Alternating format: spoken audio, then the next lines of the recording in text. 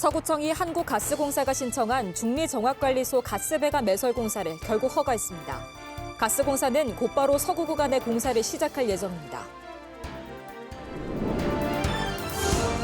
달성습지 에코전망대 건립을 위한 타당성 용역 중간 결과가 발표됐습니다. 전망대 건립 위치와 재원 마련에 대한 논란은 여전히 현재 진행형입니다. 대구시가 공공기관 공중화장실 절수 설비 설치 의무를 지키지 않고 있다는 지적에 대해 시의회가 시정을 촉구하고 나섰습니다. 대구시는 시정 요구를 받아들여 후속 조치에 나서기로 했습니다.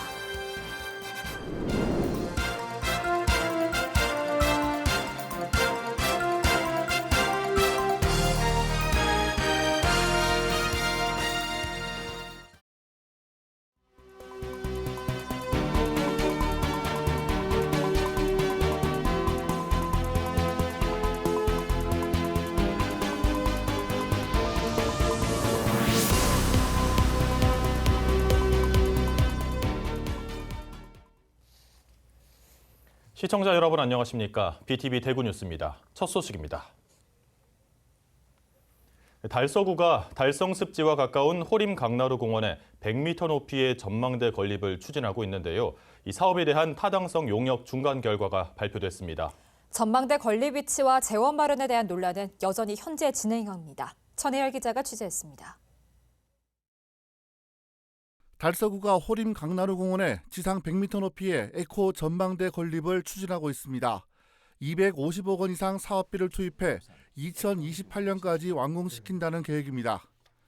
전망대 높이인 100m 상공에서는 달성 습지는 물론 낙동강과 디아크, 강정고령보가 한눈에 들어옵니다. 다만 화각을 돌리자 조성된 지 40년 된 성서산업단지의 민낯이 그대로 드러납니다. 에코 전망대가 갖고 있는 지리적인 논란에 달서구는 대구 발전에 중추적인 역할을 해온 성서산업단지의 가치와 앞으로의 변화에 주목할 필요가 있다고 말합니다. 주변 관광지와의 상생 협력을 통해 서북권 관광 거점의 중심이 될 수 있는 장소입니다. 따라서 건강한 생태계의 보존을 통한 생태 관광과 기후 변화 위기에 적극 대응하는 차별화된 전망대가 입지할 최적의 장소라고 생각됩니다. 전망대 건립으로 인해 호림 강나루 공원은 근린공원에서 주제공원으로 변경될 것으로 보입니다. 달서구의 하나뿐인 천연잔디 축구장은 남게 되지만 사용 빈도가 낮은 농구장과 배드민턴장은 전망대 건립으로 인해 철거될 예정입니다. 문제는 재원 마련입니다. 달서구는 당초 예상보다 100억 원 늘어난 250억 원 이상이 필요할 것으로 보고 있습니다. 정부가 80억 원 지원을 약속했다고 하지만 자체 예산으로 최소 130억 원 이상 투입해야 하는 상황입니다. 이거 말고도 달서구에는 뭐 월배 노인 종합복지관이라든지 평천교육센터 등 100억 이상이 들어가는 토목 사업을 지금 현재 많이 하고 있잖아요. 저는 진짜 현재의 우리 구의 그 재정 상황으로서는 이 사업비를 어떻게 만드는지 진짜 궁금해요. 걱정도 많이 되고 솔직히. 달성 습지 에코 전망대는 생태 관광과 환경 감시를 포함하는 차별화된 교육의 장이 될 것으로 기대를 모으고 있습니다. 그러나 앞으로는 달성 습지, 뒤로는 성서산업단지가 있는 지리적인 한계, 또 사업비를 어떻게 마련할 것인가에 대한 논란은 잠재우지 못하고 있는 상황입니다. BTV 뉴스 천혜열입니다. 대구 서구청이 결국 한국가스공사가 신청한 중리정합관리소 가스배관 매설 공사를 허가했습니다. 서구청은 그동안 주민 반발 등을 이유로 6차례나 보완을 요구하며 허가를 보류해왔지만 가스공사가 행정심판까지 제기하자 더 이상 미루기는 힘들다는 판단이 작용한 걸로 보입니다. 김민재 기자가 보도합니다. 대구 서구청은 한국가스공사가 신청한 도로 점용, 즉 굴착 신청을 허가했습니다.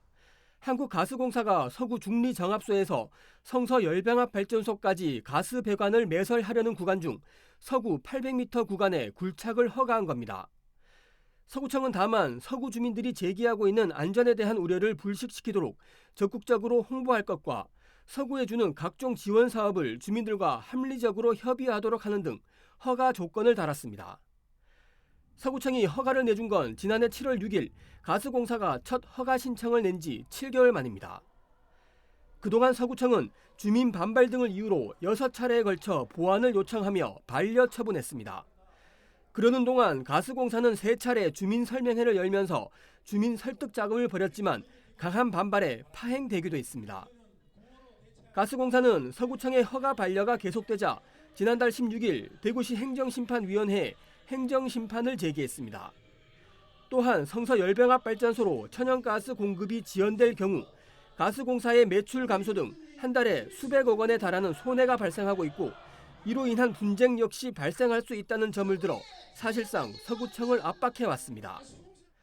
가스공사는 실제로 손해배상 소송까지 검토했던 것으로 알려졌습니다.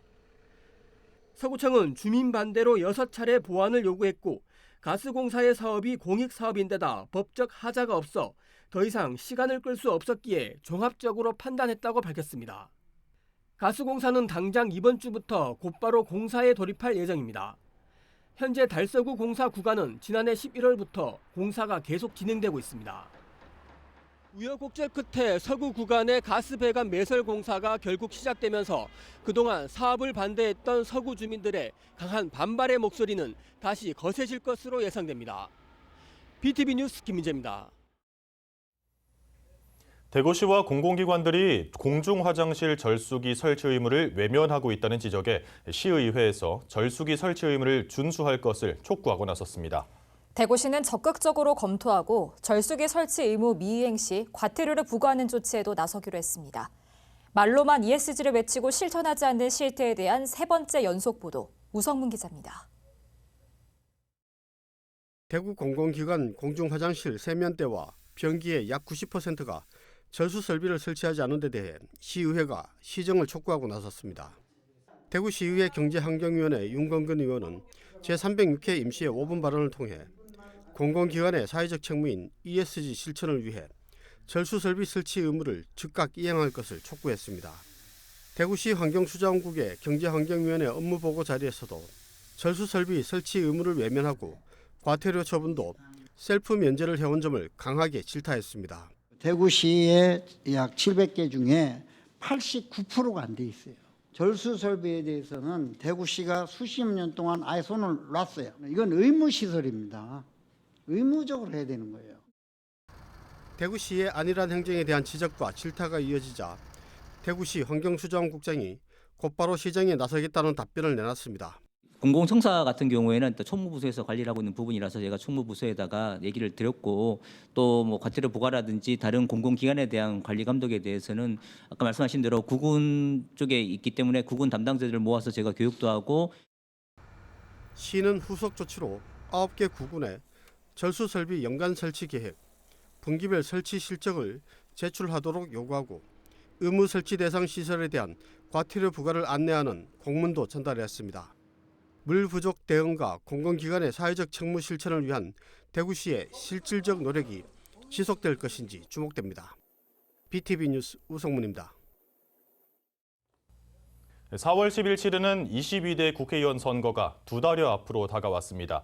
이번 총선에서는 투표용지가 기계로 분류되면 사람이 직접 투표지를 검수하는 수검표 절차가 처음 도입되는데요. 정확한 개표를 위해 선거관리위원회가 모의 실습을 진행했습니다. 강혜진 기자가 취재했습니다. 투표함을 계안부로 옮겨 투표 용지를 쏟아냅니다. 분류기 운영부에서 후보자를 구분해 집계가 끝나면 개수기로 투표지 수량이 확인됩니다. 선거 때마다 거치는 개표 절차입니다. 그런데 4월 10일 치르는 22대 국회의원 선거 개표는 다릅니다. 투표지 분류기를 통과하면 개표 사무원이 직접 확인하는 수검표 절차가 도입됐습니다. 기계로 투표지를 분류했다면 사람의 눈으로 한 번 더 투표지를 확인해 개표의 정확도를 높이는 겁니다. 현행 개표 방식이 심사 개수기의 빠른 운영 속도로 참관권이 제한되고 또 투표지 분류기로 분류된 투표지에 대한 확인이 형식적으로 이루어진다는 일부 비판이 있었기 때문에 그거에 대해서 좀 각종 의혹을 불식시키고 개표의 공정성을 기하고자 수검표 절차가 도입되게 되었습니다. 특히 지역구가 아닌 비례대표 투표지 수개표는 모의 실습이 필수입니다. 비례대표 정당이 32개까지는 투표지 분류 기계가 인식하지만 그 이상인 경우는 기계가 아닌 사람이 손수 개표를 해야 하는 만큼 신중을 기해야 하기 때문입니다. 지역구는 아예 빼주시고 이래만 시작을 하는데 요 앞쪽에 7개 바구니가 한 세트가 있을 것이고 뒤쪽에 7개 바구니가 있을 거예요. 각자 넣어주시면 됩니다. 그러고 나서 다 분류가 되면 합치는 거죠. 합쳐야 또다시 이제 시작을 하니까. 이번 총선에 도입된 수검표 절차는 개표의 정확성을 높이고자 서울 지역 25개 선거관리위원회가 모의 실습에 참여했습니다. 투표지 심사 개수기로 확인했던 개표 과정에 수검표가 도입됐을 때 장단점을 확인하고 개선점을 찾겠다는 취지입니다. 수검표 절차가 도입이 됨에 따라서 심사집계에 비해서 1차, 2차적으로 중복 더 심사를 하기 때문에 개표의 정확성이 더 제고될 것으로 보입니다. 상관인 분들, 사무원분들한테 사무원 대상으로는 교육도 철저히 저희가 그 계획을 수립해서 실시할 예정이고 참관인 대상으로도 이 부분에 대해서는 철저히 안내하도록 하겠습니다. 모의 개표 실습은 이틀간 진행됐습니다. 심사 집계부의 수검표가 어떻게 진행되는지 사전 실습을 바탕으로 총선 당일 개표에 걸리는 시간과 필요한 인력 등을 미리 점검해 보완책을 강구한다는 방침입니다. BTV 뉴스 강혜진입니다. 포항시가 옛 포항역 일대 성매매 집결지 정비를 위해 TF를 새롭게 구성하고 구체적인 개발 방향을 모색합니다. 이와 함께 성매매 집결지에선 재개발 사업 추진을 위한 지주 동의서를 포항시에 제출할 예정입니다. HCN 공희철 기자입니다. 포항역 주변에 형성돼 2000년대 초반까지만 해도 성행했던 포항 성매매 직결지. 구도심 중심에 위치해 일대를 정비해야 한다는 목소리가 지속되면서 지역 사회의 현안이 되어왔습니다. 지지부진하던 직결지 정비는 차츰 구체화하고 있습니다. 포항시는 지난해 관련 용역 결과를 토대로 TF를 구성하고 15개 관련 부서가 모여 개발 방향을 찾기로 했습니다. 효율적으로 공간을 정비하고 성매매 피해 여성을 지원하는 방안 등이 마련될 전망입니다. 집결지를 정비해야 된다는 방향은 설정해놨지만 어떤 방법으로 어떻게 이제 진행을 할지에 대해서는 함께 모여서 관련 부서가 이제 정보를 공유하고 의견을 나누면서 방향을 모색하는 그런 기능을 하게 될 것입니다. 지난 2021년 결성된 민간대책협의체도 타 지역의 성공 사례를 벤치마킹하는 등 포항시와 발을 맞춥니다. 올해 포항 성매매 직결지 대책협의체에서는 직결지 관련 연구 용역 결과를 바탕으로 포항시에서 성매매 직결지 정비와 관련해 구체적인 정책이 실행될 수 있도록 함께 논의해서 좋은 결과가 나올 수 있도록 최선을 다하겠습니다. 성매매 직결지 정비 사업에 탄력이 붙으면서 직결지 내부에서도 변화가 감지됩니다. 가칭 재개발 추진위가 구성됐고 지주 찬반 동의서가 2월 초 포항시에 제출될 예정. 직결지 옆 도시개발 사업에 맞춰 가로주택 정비 사업에 공을 들이고 있습니다. 이것 때문에 포항시가 발전이 안 돼요. 그래가 이제 어차피 이거 뭐 하는가 빨리 이래 해가지고 그리 2004년 성매매 방지 특별법 제정과 상권 이동 등으로 업소는 크게 줄었지만 여전히 존재하는 성매매 직결지. 포항역 일대에 현재 공동주택 등 도시재생 복합 개발 사업이 추진되고 있어 인근 성매매 직결지의 정비에 속도가 붙을 전망입니다. HCN 뉴스 공희철입니다. 이번 시간은 우리 지역의 아름다운 얼굴을 만나보는 시간입니다. 오늘 만나볼 주인공은 위급 상황에 만난다면 가장 잊을 수 없는 얼굴이 아닐까 싶은데요. 늘 보이지 않는 곳에서 시민들의 안전과 생명을 지키기 위해 노력하는 사람. 평온한 일상 뒤에 가려진 그의 치열한 하루를 동행해봤습니다.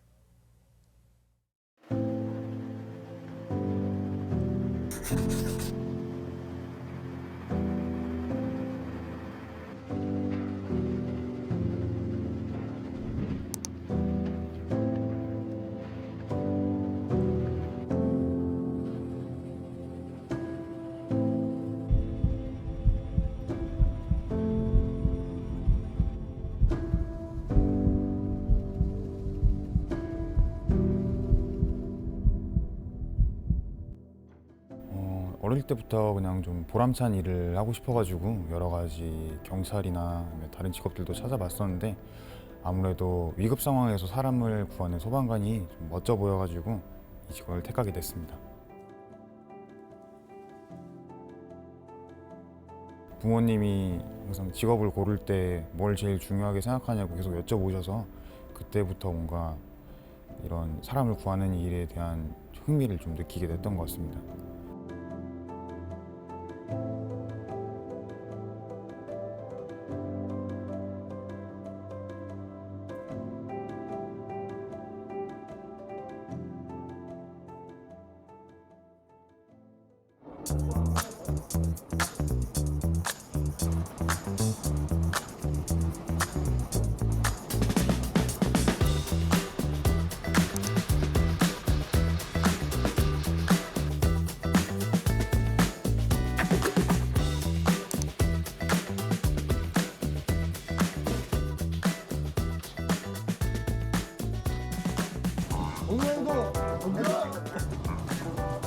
제가 경력도 다른 선배들보다 얼마 없고 실력도 아직 미숙한 부분이 많다 보니까 현장 가면은 좀 제가 미숙하게 대처하는 경우가 많은데 그럴 때 항상 선배분들이 옆에서 뭐 이끌어 주시고 저기 근무할 때 뉴스 틀어놓으면은 그런 장면들 많이 나옵니다. 이제 아, 저 때 이렇게 하면은 이게 맞는 대처 방안이냐 하면서 이렇게 좀 고참 분들한테 한번 여쭤보고 피드백도 받고 다시 한번 생각해보는 시간 좀 가지고 합니다. 노년이 가득 찬 현장에 들어갈 때는 그 안에 내부가 하나도 안 보이잖아요. 그럴 때는 이제 낙하물이나 뭐 집안 침하 같은 그런 위험물들을 확인을 해서 반장님이 그 선임자들한테 알려주는 커뮤니케이션이 제일 중요한 거예요. 성균관대 앞에 그 북서 원천으로 출동하세요. 할아버지 어지럽죠.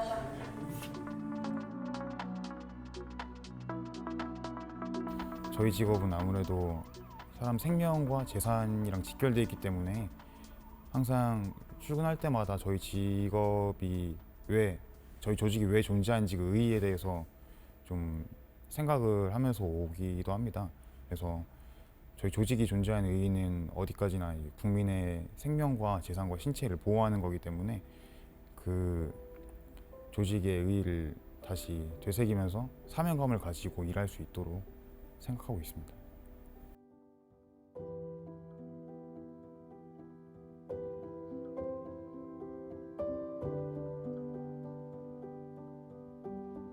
정말 너무 유감스럽고 정말 생각지도 못했고 너무 안타까운 마음이 제일 컸습니다. 처음에 남아있는 저희 입장에서는 그런 분들의 희생이 헛되지 않도록 저희가 더 완벽하게 현장활동 수행하고 시민분들께 소방의 가치를 저희가 증명하는 게 남아있는 저희가 순직하신 분들에게 드릴 수 있는 최고의 선물이 아닐까 생각합니다.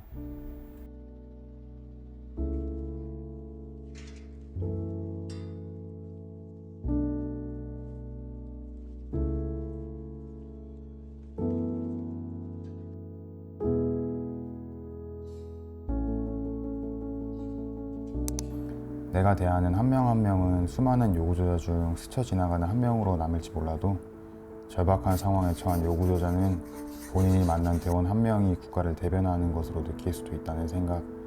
여지껏 그랬듯 시간이 지나도 잊지 않았으면 좋겠어. 이런 마음가짐으로 하루하루 노력하다 보면 언젠가는 내가 믿고 등만 보고 따라가도 의지가 되던 선배들의 모습처럼 될 수 있을 거라고 확신해. 여지껏 잘하고 있고 잘해왔고 앞으로도 변함없이 잘해나가자. 화이팅!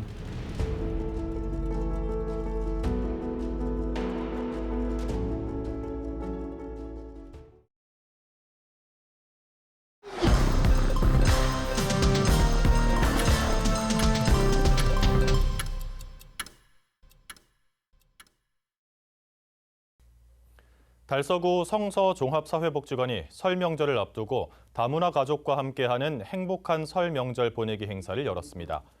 이 행사에는 다문화 가족 50여 명이 우리나라 전통 의상인 한복을 곱게 차려입고 전통주 만들기 체험 등에 참가했습니다.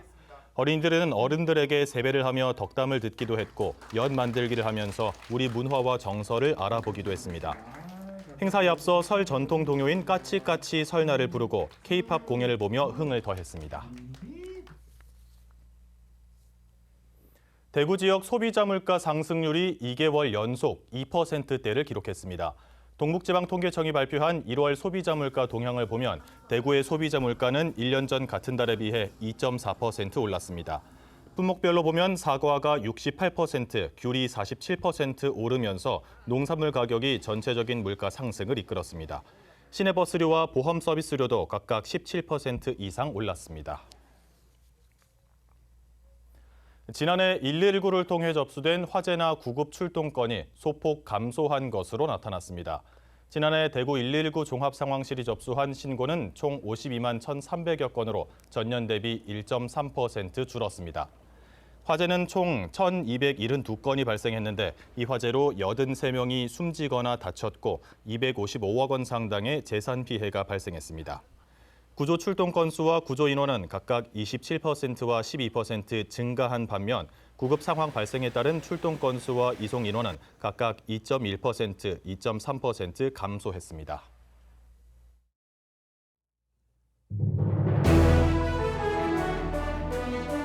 서구청이 서구청 앞과 광장타운 앞 등 모두 7곳에 스마트 안심 승강장을 설치했습니다.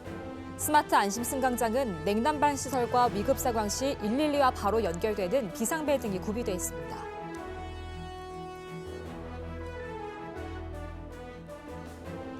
중구 성내 일동에서 노인 일자리 사업에 참여하고 있는 85살 김봉규 씨가 이웃 돕기 성금 50만 원을 기탁했습니다. 성금은 성내 일동의 저소득계층에 사용될 예정입니다.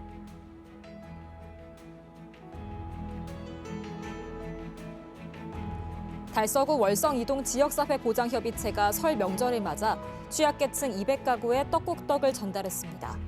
외부 활동이 어려운 장애인과 노인 가구에 전달하며 새해 건강도 기원했습니다.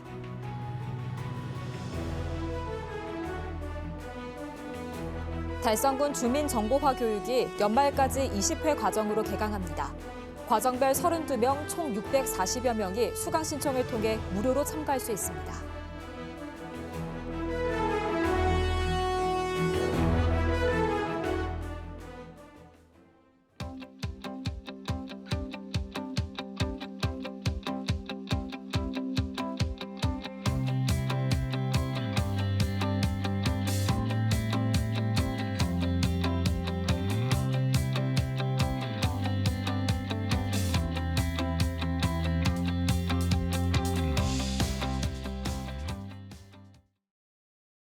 지난 31일 경북 문경에서 소방관 2명이 순직한 사고가 있었습니다.